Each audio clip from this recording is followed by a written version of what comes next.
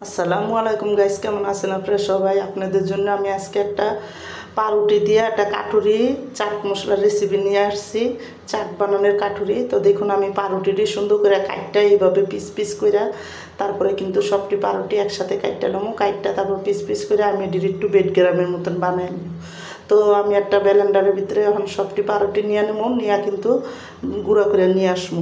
তো এদিকে দেখুন, আমার ব্লেন্ডারের ইয়াটি গুঁড়া করা হয়ে গেছে। আর আমি এদিকে 4টা আলু সিদ্ধ করে রাখছিলাম।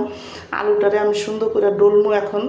আর আলুটা ভালো করে ডললা তারপরে কিন্তু দেখুন, আমি এখানে এই বেড গ্রামের উপরে দিয়ে দিলাম লাল মরিচের গুঁড়া 1 চামচ, ধনিয়ার জিরা গুঁড়া 1 চামচ, আর হলো এখানে গরম মশলা একটু গরম মশলা এলাচি আমি দিছি, আর একটু ধনিয়ার গুঁড়া, আর একটু হলুদ, আর হলো এখানে স্বাদ মতো লবণ, আর আমি অল্প একটু গোলমরিচের গুঁড়া দিয়ে দিছি। দিয়ে কিন্তু দেখুন, আলুটার সাথে ভালো করে বেড গ্রাম আর ধনিয়া পাতা দিয়ে ভালো করে ডলে নেবো। আর আমি কিন্তু এখানে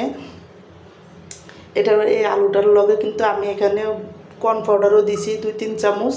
তো কর্ন পাউডারটা দিয়ে ভালো করে তারপরে কিন্তু ডলে নিছি। আর দেখুন, সুন্দর করে হাতে একটু পানি লাগে নাই, কারণ আমি তেল দিয়ে এখন ডলে ডাইকা রেখা দিছি একটা জায়গায় রেখা। তারপর দেখুন, এইভাবে করে 4টা পিস করে নিলাম। 4টা পিস করে তারপরে আমি কিন্তু প্রতিটা এইভাবে করে 4টা পিস করে নেবো। তা আমি এইভাবে করে সবটি 4টা পিস করে বানাইয়া এরপরে আমি দেখুন কাটুরি সিস্টেম করবো। তো যেইভাবে ছোটো ছোটো পাতিল বানায় ওইভাবে করে কিন্তু আমি এটি সুন্দর করে গোল গোল করে কুরমার হাতে ভালো করে করবেন, যাতে ফাটা না লাগে। হাত দিয়ে ভালো মতন করতে হইব। তা আমি সবটি কিন্তু এইভাবে দেখুন কাটুরি সিস্টেম করে বানায় নিব। বানায়া তারপরে কিন্তু দেখুন, এখানে আমি একটু কর্ন পাউডার, একটু আটা, আর একটু লাল মরিচের গুঁড়া, একটু ফাঁকি ধনিয়ার গুঁড়া, অল্প একটু গোলমরিচের গুঁড়া, স্বাদ মতো লবণ দিয়ে আমি একটা বেটার গুলে নেব। তো বেটারটা একটু বেশি পাতলাও হইব না, বেশি গাঢ়ও হইব না। বেটারটা যখন এইভাবে গুলে গেছে তারপরে আমি কাটুরিটি দেখুন এইভাবে করে এটার ভিতরে চুবাইয়া তারপর উক্তা করে রেখে দিছি। তো আমি সবটি কাটুরি এইভাবে করে দেখুন চুবাই চুবাই উক্তা করে রেখে দিব। আর রাইখা চুলার মধ্যে ফ্রাই প্যানে তেল দিছি। তেলটা দিয়া এখন আমি দেখুন ফ্রাই প্যানের ভিতরে এটি সোজা করে দিয়ে দেবো। তো এটি কিন্তু মিডিয়াম আছে, সোজা করে এটিরে আমি লাল লাল করে ভাজা নেবো। তা আমি একটু ভালো করে লাল লাল করে ভাজা নিছি, আর উপরে দিয়ে একটু তেল ছিঁড়ে ছিঁড়াইয়া পাতিলের ভিতরে দিয়ে দিছি।